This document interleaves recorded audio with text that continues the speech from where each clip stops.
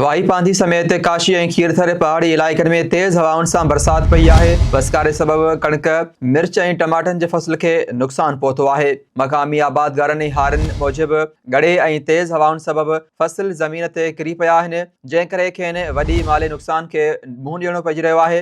मुतासिर हारियुनि जो चवणु आहे त हिन वक़्तु संदनि सॼे साल जी महिनत ज़ाया थियण जो ख़तरो आहे, जंहिंजे करे हू सख़्त परेशानी जो शिकार आहिनि। खीरथर पहाड़ी सिलसिले में बरसात खां पोइ नई नरी समेत मुख़्तलिफ़ नयूं वही आयूं आहिनि, जंहिंजे करे हेठाहीं वारे इलाइक़नि में पाणी बीहण जो सिलसिलो जारी आहे ऐं कुझु हंधनि ते आमदरफ़्त पिणु मुतासिर थी आहे। अहम ख़बर आहे, वाई पांधी समेत काशी ऐं खीरथर पहाड़ी इलाइक़नि में तेज़ हवाउनि सां बरसात पई आहे। वसकारे सबबि कणिक, मिर्च ऐं टमाटनि जी फसल खे नुक़सान पहुतो आहे। मक़ामी आबादगारनि ऐं हारियुनि मूजिबि गड़ी ऐं तेज़ हवाउनि जे करे फसल ज़मीन ते किरी पिया, जंहिं करे खेनि वॾे माली नुक़सान खे मुंहुं ॾियणो पइजी रहियो आहे। मुतासिर हारियुनि जो चवणु आहे त हिन वक़्तु संदनि सॼे साल जी महिनत ज़ाया थियण जो ख़तरो आहे, जंहिं करे हू परेशान आहिनि।